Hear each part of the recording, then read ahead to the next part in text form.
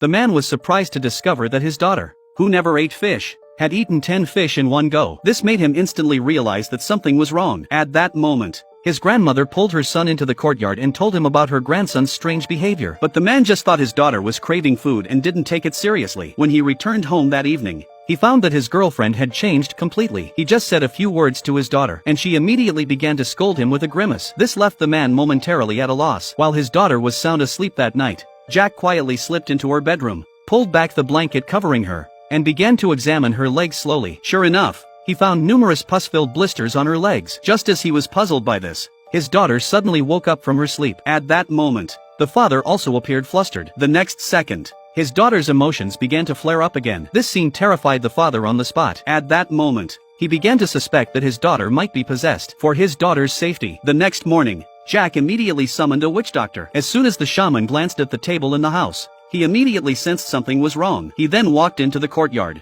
searching for something. Ultimately, the shaman fixed his gaze on 3 large jars in the courtyard. He quickly instructed the man to remove the lid from the jar covered with a red basin. As the jar broke, a dead crow appeared inside it. It was clear that someone had intentionally cast a spell on the little girl to help the girl drive away the evil spirits. The witch doctor immediately began performing a ritual in the courtyard. Unexpectedly, when the little girl saw this, she began to struggle violently. After the exorcism ritual was successfully completed, the little girl fell into a deep coma. The shaman said that the little girl might have seen someone she shouldn't have seen recently. It was probably that person who cast the spell on the girl. Thinking of the strange Japanese man living on the mountain, Jack suddenly realized something was wrong. It turned out that since the Japanese man moved to the village, more than 10 people in the village had died mysteriously one after another. He believed that it was probably the Japanese man who was behind it. The shaman said that to stop the tragedy from continuing, either the Japanese man must be expelled from the village, or he must be killed. With Jack's verbal support, the shaman decided to perform the exorcism the following evening. Unbeknownst to them,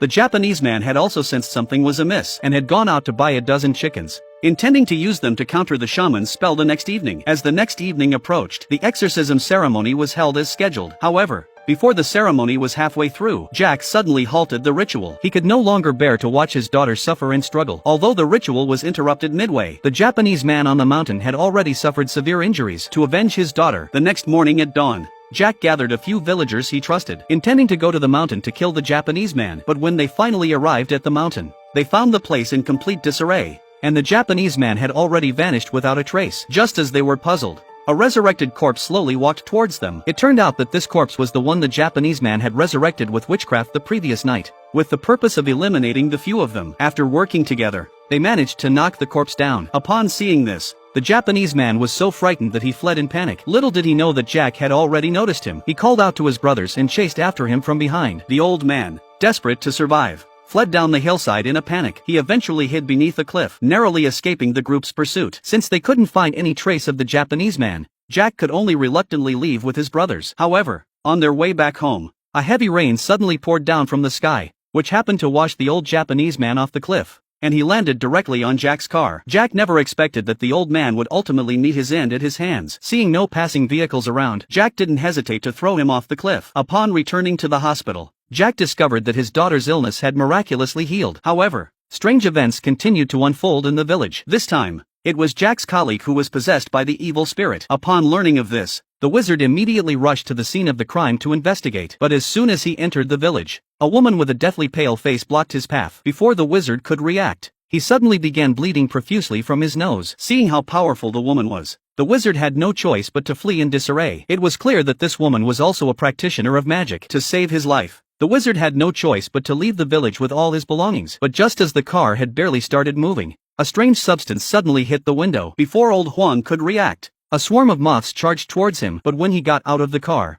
the moths had mysteriously disappeared. It was only then that the witch realized that the moths had blocked his path to prevent him from leaving. With no other choice, he drove back to where he had come from. He then called Jack and told him to hurry home and look for his daughter, saying that she was in mortal danger. He also said that they had misunderstood the Japanese man, and that it was all the work of the white-clad female devil. Upon hearing this, Jack rushed to his daughter's room. Sure enough, upon opening the door, he found that his daughter had indeed mysteriously vanished. Just as he was about to run out of the house to search for his daughter, a pale-faced young girl blocked his path, warning him not to go home under any circumstances, or else his entire family would die. This left Jack deeply puzzled. He couldn't understand why he couldn't go home. Unexpectedly, The girl said that the Japanese man he had pushed off the cliff was not dead. He was a devil who could be resurrected infinitely. His daughter had disappeared because her mind had been controlled by the devil. Now he was waiting for the devil to arrive. Just as Jack was too scared to move, he suddenly received a call from the wizard. The wizard told him to hurry home, or he would never see his daughter again. But then the young girl told him not to believe the wizard's words. She said the wizard and the old Japanese man were in cahoots. Only after the village rooster crowed 3 times would the demon be killed, and he could go home. Hearing this,